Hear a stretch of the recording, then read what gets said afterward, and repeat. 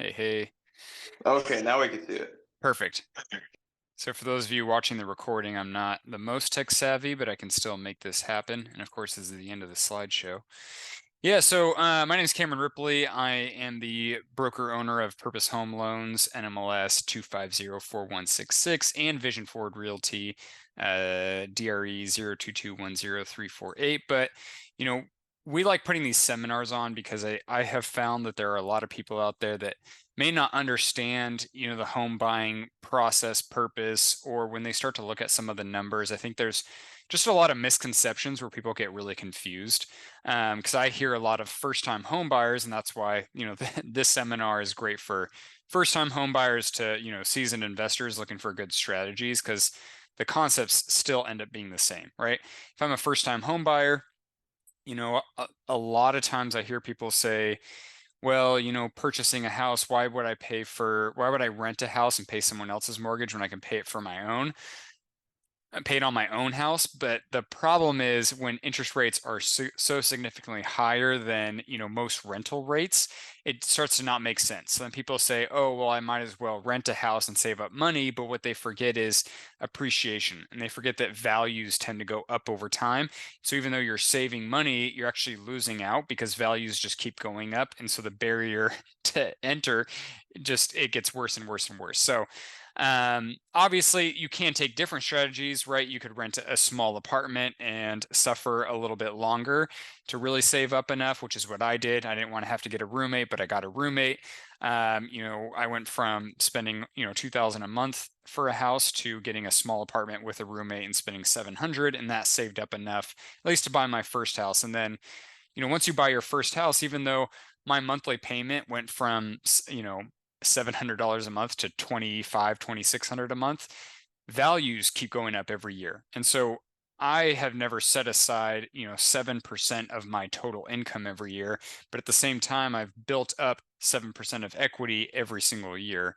I mean, it's just been very interesting to see, as an actual homeowner, what it's like to build your equity over time. But in this presentation, we're going to talk a little bit more about how to use that and how to really build wealth. Our main reason too for putting this on is I've been a part of a lot of talks with a lot of banks, a lot of different groups that look at where the residential real estate market's at, including the commercial market. And they're finding that there are going to be a lot of these, big hedge funds, big investor companies, iBuyers that are going to be going and buying most of the real estate that's on the market today. Why? Because they understand the benefit of write-offs and tax deductions, and how you don't have to pay as much in taxes and really just take advantage of depreciation, tax deductions, but they can also take advantage of just natural appreciation. So natural increases in values as the market has gone on, right? And I got a debate with someone, another real estate agent in our industry, who thinks values are going to go down. But I kept telling him, the problem is when you were at your previous job, didn't you get salary increases every year and raises every year? And he says, yes, every year we had I think he called it COLA. I haven't worked for another person for a long time. COA maybe is what it is, but yeah, cost of housing allowance. Yeah, something like that. But right, I mean, if wages keep going up, values will keep going up as well because it's more affordable. And so just values naturally increase because we start competing. But the thing is you're just going to be able to build so much more wealth that way. And so if these iBuyers are doing it in these hedge funds, why not individual investors? Why not individual people? Especially when you can look for more opportunities. So we like to look at any type of investment, whether you're a first-time home buyer buying your first house, or you want to buy a rental property, seasoned investor, whatever it might be. Everything should have a purpose and a vision of what you're trying to accomplish. What is the passive income you're trying to reach? What's your short-term goals, your long-term goals? Where are you currently at with your own income? What drives you? What are you ambitiously trying to do? Are you looking for something that builds generational wealth? Are you looking for something to retire on? Whatever it might be, you know, there's strategies that you want to outline and you want to stick with. Because I have found that a lot of times people will say, oh my gosh, I really want to buy a duplex where I live in one side, I rent out the other. It helps cover most of my mortgage, but then I can rent out the other side and move on to the next one and just really grow my portfolio of doors or units much faster. But then they start looking at properties and they get too excited about single family homes. And next thing you know, they buy a condo because they lost sight of what their goal was and their purpose and their vision. So this is what we really specialize in, is figuring out what the goal is and sticking with that. If there's not an opportunity this weekend or next weekend or this month or next month, then I'm going to find the opportunity the month after that, right? If I have a specific goal of what I'm looking for, and let's say I'm a senior, I don't have I need more money coming in, but I have a lot of equity that I want to put into something. Maybe I need a certain return on my investment in order to pay for my cost of living. I'm not just going to jump on the first opportunity that comes my way that doesn't hit that goal, right? I want to specifically find that property and be patient enough to wait for it. So that's my start to that. The different types of loans I think are very important to talk about, because there are conventional loans, and 3% is the minimum down payment for a first-time home buyer. If you have not bought or owned a house for the last, most lenders say 3 years, then you qualify as a first-time home buyer again. Otherwise, it's 5% down, 10%. 20%. And I put the 10 and 20 because there is mortgage insurance. You buy a property, you don't put down 20% or more. The bank wants to make sure they insure themselves in case you were to default and they had to sell the house for less than it's worth. So mortgage insurance can drastically change based on how much you're putting down. When you're putting 3 to about 7% down, it can be quite a bit, very high. $300, $400 a month is sometimes what I'm seeing in our area of California. When you start putting 8% down, 10%, or more, it dramatically drops. So sometimes I get clients that they're dead set they have to put 20% down because they don't want mortgage insurance, but they're looking at houses that need some upgrades. So I said, why don't you put 17% down? Save that 3% on a $500,000 house. That's $15,000, and just put that towards a kitchen renovation or put that towards the one bathroom renovation. Then you can always refinance later or wait a couple of years and then request that the mortgage insurance be removed because you've added value to the property. And these are some simple strategies that we like to sit down with people when they are looking at houses, to best figure out, what hits your goal the best and the fastest. Obviously, there are USDA loans for the more rural properties. So properties that have and you can look it up on the USDA website, the areas that fall in that. But they can do 100% financing with no mortgage insurance. Same thing with VA, same thing with Section 184, which is a Native American based loan. Once again, you can Google a lot of this stuff, but my veterans out there, my fellow veterans, we should be buying houses left and right, living in them, maybe moving out after 6 months and renting it out and buying something else. Why? Because you can get 100% financing. If you have a disability rating, you can waive a lot of the VA fees that the VA kind of charges. So it's just easier to be able to acquire more properties, and you typically get a much lower interest rate. And then, of course, there's FHA loans, which are government-backed loans. There's down payment assistance, which down payment assistance, the downside is it's either a second loan or it comes at a significantly higher interest rate. So most of the time, I try to coach people to avoid down payment assistance as much as they can, even though that is a benefit for first-time homebuyers. Try to save up. Try to use your tax write-off, or your tax return, maybe a gift fund from a family member or a boss or whatever it might be, in order to buy that first house. Let appreciation and equity build up. And then when you buy your real dream house or your first investment property, you're going to have a lot more money to put down. But just do whatever you can to avoid the DPA, the down payment assistance, if you can. There are grants available. I have found that it's hard to get the grants because you have to be below a certain percentage of the area median income that you're looking to purchase in. But usually that also means that the values and the interest rates don't match up. And so you're not going to be able to actually afford a place. It's something that you really have to look very closely at, and it's hard to to find a good fit with a lot of grants out there. Now there's Cal HFA, and so there's a program for those of you in California watching the recording or on the call that there's something called the Dream for All program. Now, I personally am not the biggest fan of it just because I teach people a lot about appreciation. And that program, although it allows you to purchase and own a house, you share the appreciation with the government. So when you go to sell, you split the appreciation. I mean, they constantly change it, so I'm not going to talk too much specifics about it. But in my opinion, it's not worth it. I think that you are way more capable of adding a side hustle, having a few more tax deductions on your regular job, making a little bit extra money on the side, saving up that money, and then using that to buy whatever property versus, buying a place and getting a free 20% equity just to lose out on the increase in value that you're going to have over time. So, and then obviously there's a difference between primary and second homes, non-owner occupied, which means you don't live in it, and debt service coverage ratio loans, fix and flip loans, hard money, because all these types of loans are out there to be as creative as possible for different investors or different people, but they all have so many different requirements. So as we talk and we look at certain deals, I like to look at things as, okay, what if you occupy this property? Because technically you could put 5%. If you're a veteran, you could put 0%. What if you didn't occupy this side of the property and instead you just bought the property as an investment? Okay, well, that comes at a higher interest rate and a higher down payment. So how do we get you there? But there are a lot of loan options available. And so it's always good to talk to a mortgage professional.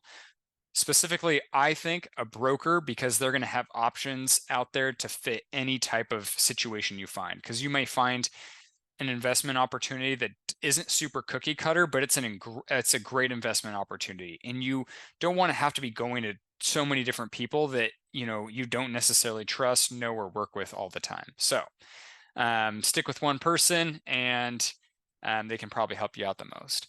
So single family. I like to talk with people about the upsides and the downsides of a lot of investment properties. One of my main things that I've been learning in my many years in this real estate industry is a lot of times people, when they think of an investment property, is they want to look for the cheapest, beat up, crappiest house to put a renter in.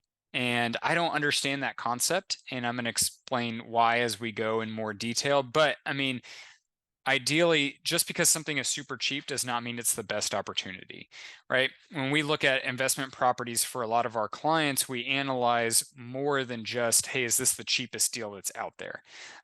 Because you want to look at the area, you want to look at so many other factors. But the upside potential for a single family residence, which is just one house, one unit, is you can typically have a higher rent per unit. There's a lot of people who just want a house to live in with no shared walls. They have their own backyard and they will pay extra versus having an apartment with no yard and having multiple neighbors that share a wall with you, right?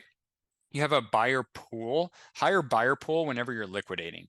So if you're going to sell, obviously you're going to have other investors that'll look at it, but you're also going to have just regular home buyers who want to own a property.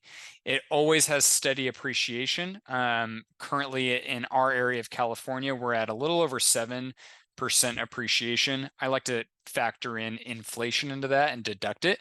So effective appreciation in our area is a little over 5% per year, but look at that from a 5 to 10-year standpoint. So you might have some years where values dip a little bit, but then other years where they go way above the 5%, if that makes sense to everyone. The nice thing about some single family residents, especially in California in our area, is the possibility of adding an ADU, which is an additional dwelling unit, basically a second house, tiny house maybe, or a JDU, a joint dwelling unit. In certain areas like San Diego, LA, I think San Francisco as well, you could build a JDU, which is a joint dwelling unit, and you can even rezone it so it's its own condo, it's its own separate property, and sell it for way more than the cost of installing it. And I mean, it's an option they're trying to do to create more affordable housing and a more affordable home ownership in those major areas. So if anyone has questions about that, please let me know, because it's very complicated, but I think it's something that people do not take advantage of as much. And then, of course, there's more loan options, there's a higher tenant pool, and there's going to be lower turnover because there's not as many rentals for houses. There's just people are more willing just to stay in it. I've got a great renter right now who just wants to upgrade their rental, and unfortunately, they just can't find anything. So even though we've been increasing the rent, they love it and they don't mind because they cannot find something cheaper elsewhere. And yeah, so we've got a tenant for a while. Downside is higher cost to renovate per unit if you're just looking at things as a per unit standpoint. And then just ongoing maintenance fees, right? You have a lot more landscaping, a lot more house, a lot more upgrading to do. And so each broken thing is not, if I have an apartment complex, I may have, 1 ton air compressor units for each unit. But for a single family house, I might have a 4 ton. And so the cost to replace one's going to be so significantly higher than an apartment complex. So just one downside. 2 to 4 units. So this is when you start to get into the multifamily. I like to say 2 to 4 because you fall into different loan requirements. Because 2 to 4 units is still called, like residential real estate.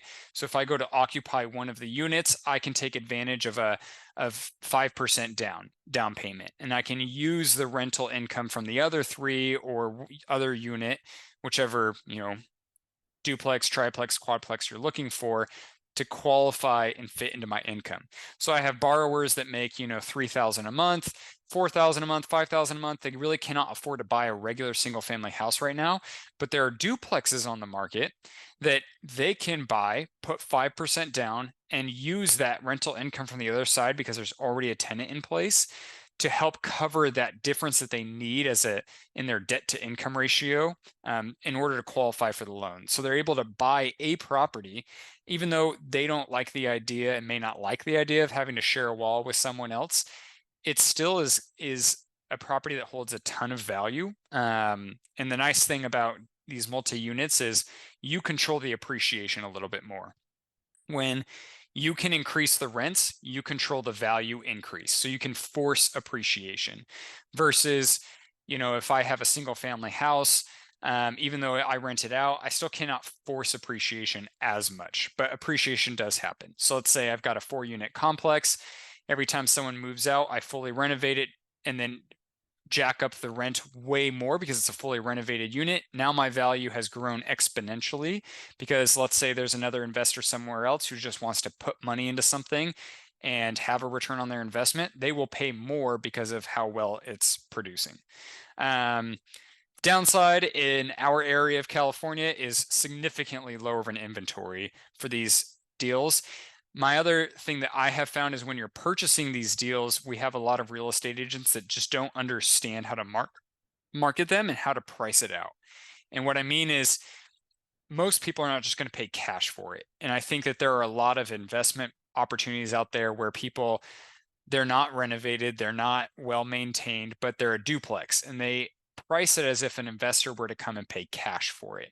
And I think most people who have 600, 700, 800,000 to put down, they either want something that is going to cash flow at 8% or fully renovated so it's not going to cause a lot of problems with tenants, or what they're going to do is they're going to try to get a loan and spread that 800,000 into multiple properties as much as possible, because then you can scale up a lot faster. It just gives you a lot more options. So it's a good thing and a bad thing. I think that there are a lot of people who have inherited duplexes, all kinds of the multifamily units, either inherited them or they've had them for such a long time that they're tired of them, ready to get rid of them. But the marketing and the advice they're getting from realtors in our industry doesn't quite match up.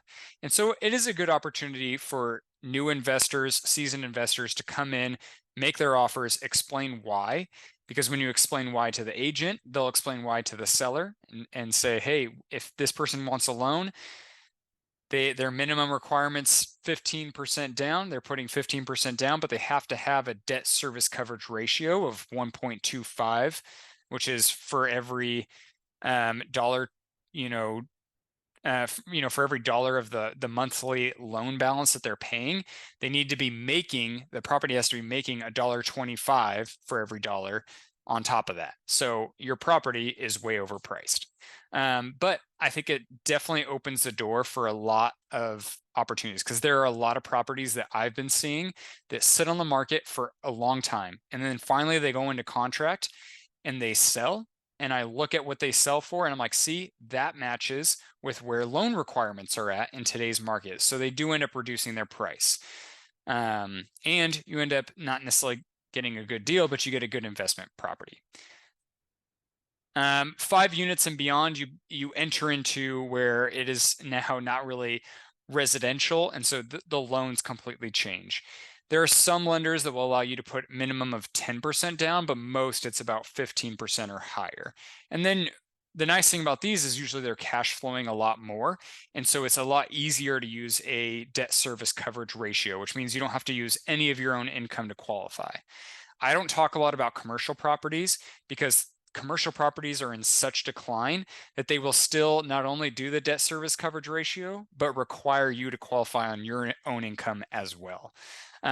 With residential, the market is always doing so well that they will just go off the income from the property. And that is the net operating income from the property. Usually we look at that whenever we're looking at deals and just say, okay, what actually makes sense for this loan, and we'll base our offer off of that.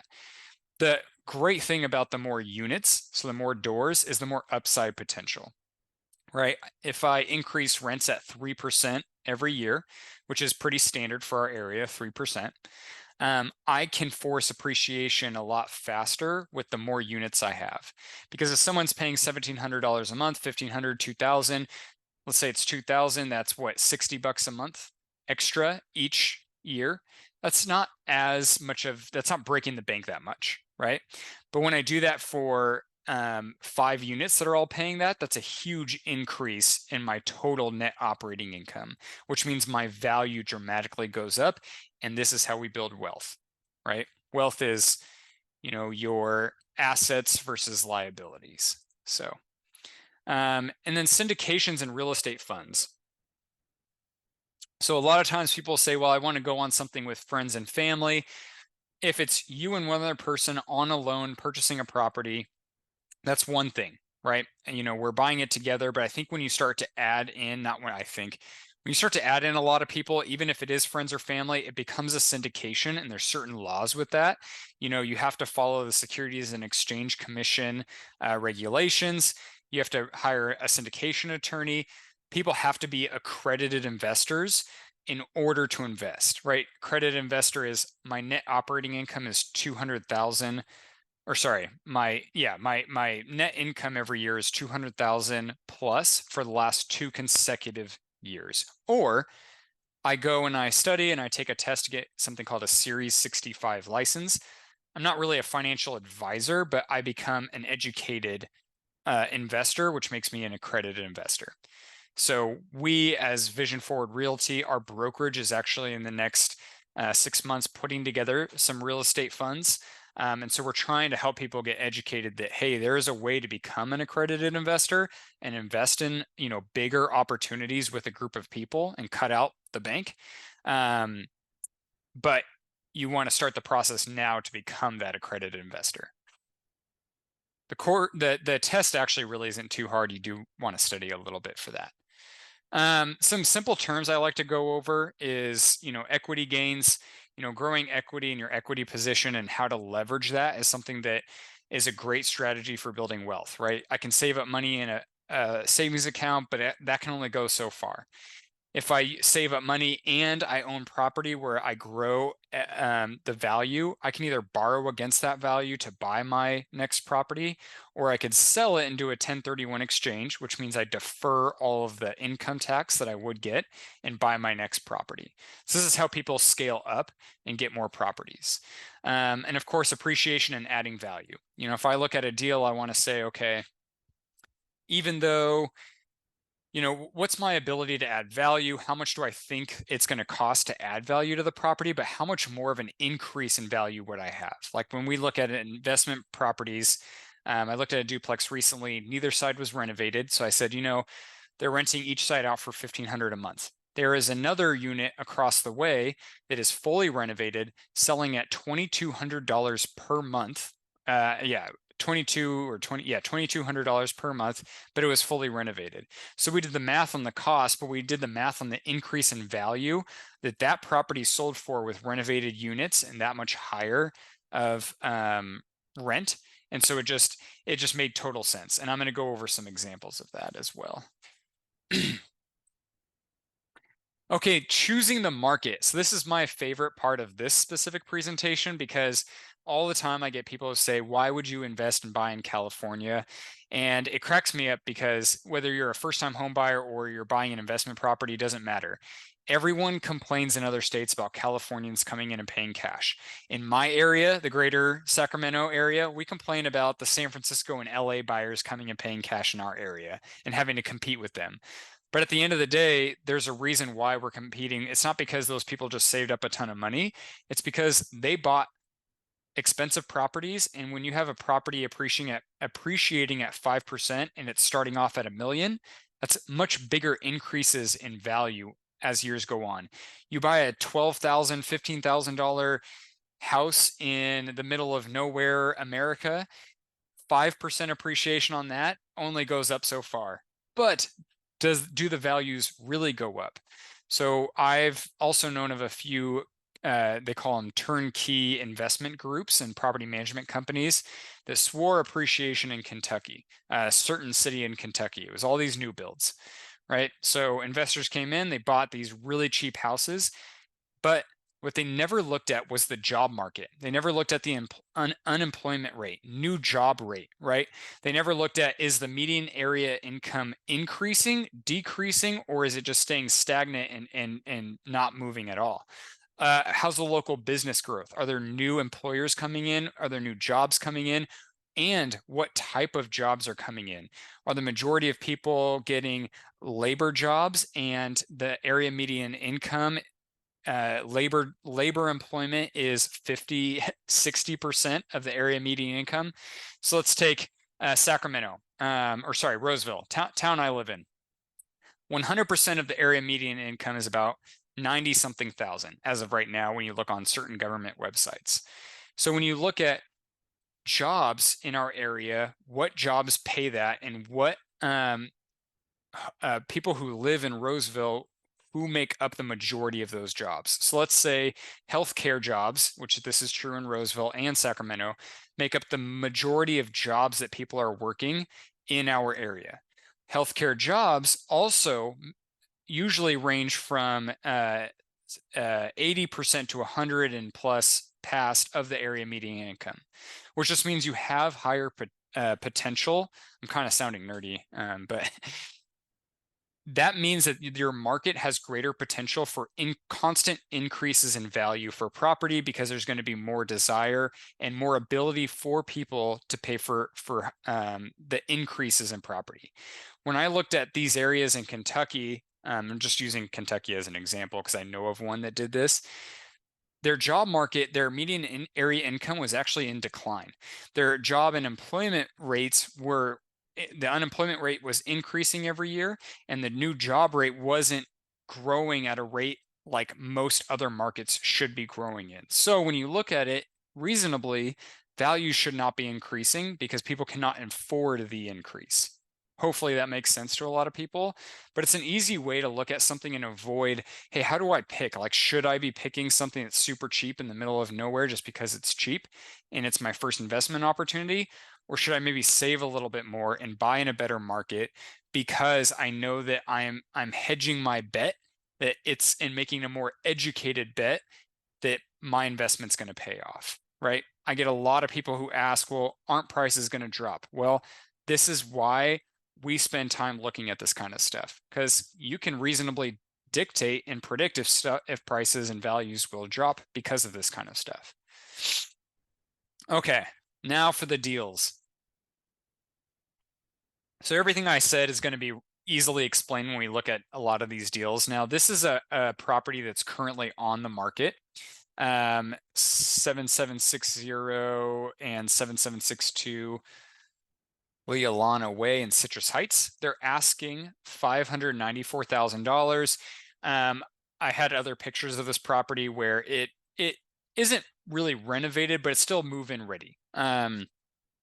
Ideally, though, I don't, where they're pricing it at is as if it was fully renovated, and I do believe their current rental rates are $200 below the market rent. So one side is vacant, the other side is occupied, and it's renting for $1,500 a month. If you look at similar properties in that area, they're renting for $1,700 a month per unit. So if you were to go and buy this as a first-time home buyer, your minimum requirement is 5% down. That's $27,500. I would negotiate it down, well, 5% of 550, because I would definitely reduce that price down to 550 based on a lot of comparables, based on the fact that I don't think the value quite is there, and it's been on the market for quite a while. So I would negotiate it down to 550. If they don't agree, then I don't move forward, right? But let's say they did agree, you buy it, you live in one side, that is the minimum requirement. If you wanted more of a cash on cash return and you're doing an investor loan, then it's just 15% of the purchase price, right? You can take that as a second mortgage, you can take that as a home equity line of credit, or you can save up money, or a combination of both. The principal, interest, taxes, and insurance. So this is the monthly payment, is $4,103 per month. One of the sides is being rented for $1,500 a month, which like I said, I think is $200 below the market rent. This does mean that with that $1,500 a month, your minimum income requirements is $6,054 per month. I think there are a lot of people out there, which this is actually below the area median income by quite a bit, but this opens a door for so many other people. When you're looking at purchasing a house, that $6,054, because you can calculate it, right? Conventional loan, it's 43% of your total income to your debts. For conventional, around 43. Some lenders will go to 45, but it's at a higher interest rate. And then FHA, you can go much higher than that, same with VA. But for the sake of just an example, is I really cannot buy a regular single family house in this same market with this income, $6,054. Unless if I went, actually, I'm pretty sure even then, just with where interest rates are at and with home values, it's just not going to make sense. But here's my thing is appreciation and increasing value is a percentage. So the higher the initial value, the more the growth is going to happen, right? If I bought a property for $100,000 and it appreciates every year at 5%, that's $50. If I buy a property at 200,000, that 5% is still 5%, but it's now $100 per year in an increase in value, right? And so as you keep going up in price, just the more growth you're gonna jump up in appreciation. Hopefully that makes sense. But ideally, if I were to look at this property, even though maybe this is a perfect deal for a first-time home buyer or someone who's trying to get into investing, the nice thing is with a 3% rental increase per year, plus getting the rent to where it should be at $1,700 a month, and then increasing the rent every year for 3%. At 3%. After 5 years, which I forgot to put 5, but after 5 years, when you're renting out both sides, you have an increase in value to $676,000, or yeah, $676,000, because most of the properties in our area, regardless of where the market's at, a lot of these investment properties to an investor currently are selling at a 6% cap rate. So it just means that your net operating income divided by the total sale price, or divided by 6%, that's how you have an increase in value. So even if you just held on to the property, you made your payments, so I'm ignoring the fact that you're reducing your principal balance over the 5 years, you're just going to naturally have that's $126,000 in an increase in value over 5 years. I know a lot of people who set aside money that don't save up that money over 5 years. So this is a great way for you to save money and use that value and build your portfolio. Here's another one I found. Now, I like this one because it might be a higher asking price initially, but I'm going to show you how you can just really dramatically increase the value. So this is in Carmichael, 2868 La Colina Way. They're asking $740,000. They have one side rented out. That's this side here. It's bringing in $2,650 per month, which is pretty crazy. But I think it's because they also have this patio. So it has a little bit higher of a value. This other side, similar houses, it's a 3-bed, 2-bath, are renting out for about 2,300 a month. So they don't have the garage or whatever. They don't have this not cool, nice patio, but they're still renting out for 2,300 a month. Even if the 5% down, so let's say you were to live, this side's vacant, you live in one side, you rent out the other, the minimum down payment is 37,000. So let's say you just saved up a little bit extra money, about 9,000 or 10,000, 9,500.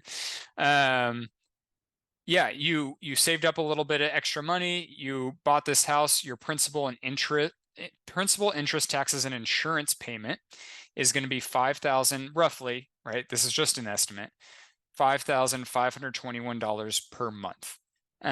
With current rent at this, that means your minimum required income is, for a debt service coverage ratio loan, there are some that change, but this does qualify for it. $6,679 per month is what you need to be making.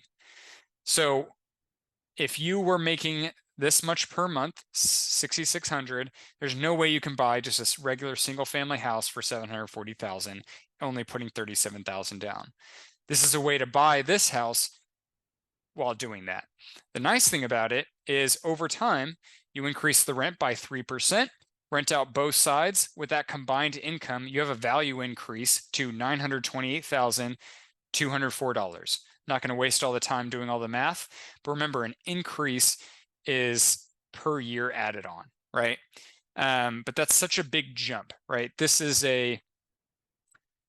almost a $200,000 jump in value, and where this was $120 something $126,000 jump in value.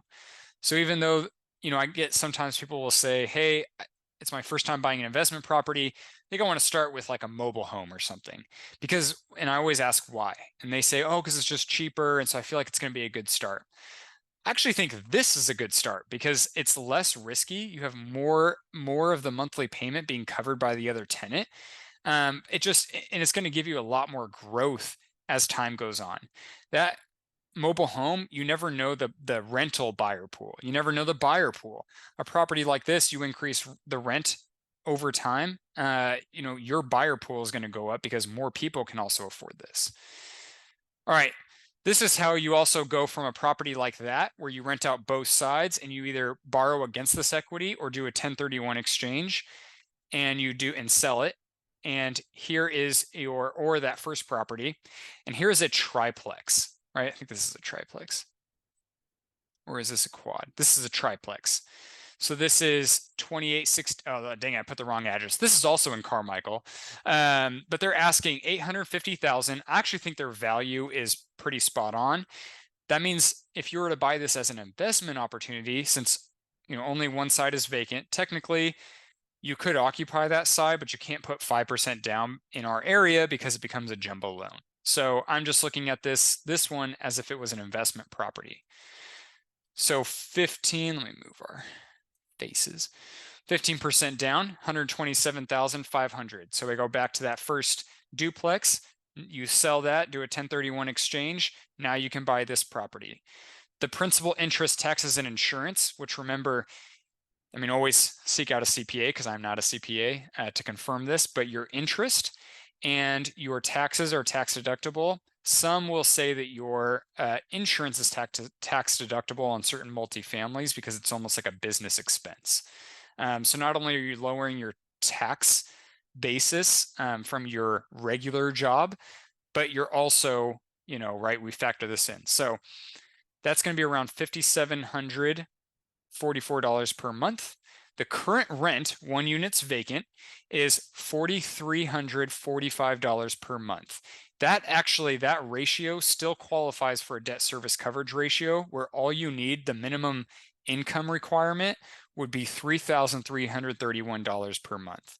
So let's say, going back to example one, this person, they haven't been making any more money. Maybe they bought a regular house, but they only need to count this extra income in order to qualify to buy this, because you need a tenant in place in order to use the debt service coverage ratio loan. But that means one unit's vacant. $1,500 a month is the going rate for that unit.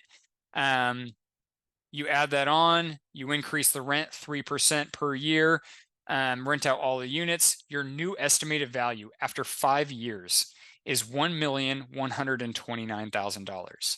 You bought it for $850 with $127,500 down. This is how we start to build wealth. You do another 1031 exchange, or you borrow some of that equity. Here is a pretty good one, and here is one that I wanted to really talk about because of the pictures and the marketing for it. So there's quite a few apartment complexes, 5+ units, that are for sale. People look at this and they say, okay, well, they're asking $1,400,000. How could I ever afford that? Well, 20% down is $215,000. You could technically do 15% down, but it just depends on what you're doing and how the property's cash flowing.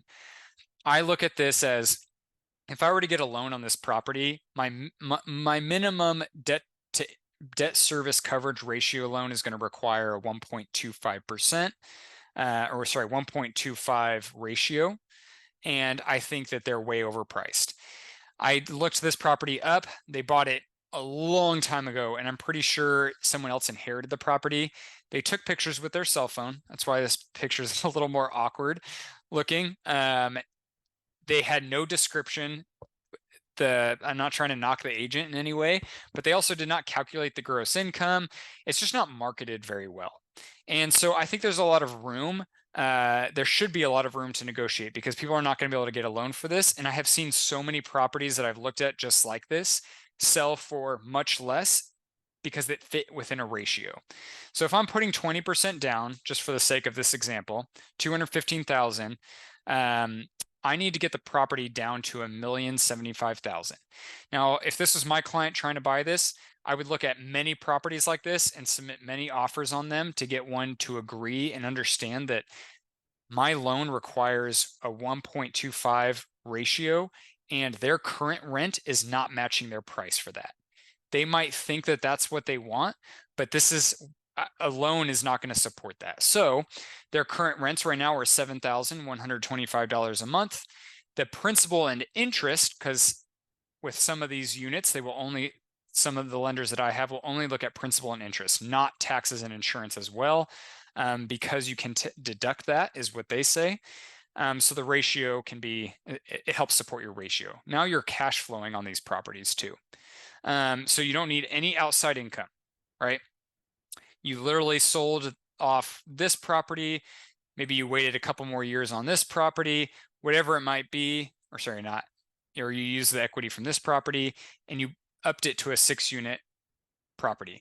The nice thing about 6 units is that 3% goes a lot longer. That 3% increase per year on $7,125 is a much bigger increase than 3% increase on $2,650. Right? And so as I increase rent, that means the value is going to also go up, because other investors will look at this as, okay, if I want to buy this property at a 6% capitalization rate, I want 6% return on my money year over year. Okay. After increasing the rent by 3% every year, at the end of 5 years, and this isn't including, what if you came in and renovated the place and really increased the rent? This is just a standard 3% increase per year. Your new estimated value, you bought it at $1,075,000, is $1,375,161, right? As you go up in certain units, we start to look at, okay, what's the upside potential? If this isn't as much of an increase as you want, what's the upside potential? How do we get you in? When a tenant moves out, we get you to renovate that side. You increase the rent dramatically because it's a renovated unit, and you do the same for all the units, and then you dramatically increase, your rental capability, or your total value. Hopefully this makes sense to a lot of people. as we go throughout the weeks, we're going to be putting out these videos of looking at a deal per week of how we would look at this, how we would negotiate it for you, how we would find that deal. Still, a seller may say no, and so you don't want to spend a lot of your time having to do it. Let us work for you. But we're going to be putting out that kind of content continuously. So, for those of you watching the recording, please subscribe. Or we're trying to figure out how to upload this to a podcast, but we'll get that going here soon. We'd love to just provide as much value as we can to our community and just provide better places for living. Vision Forward Realty, we do property management.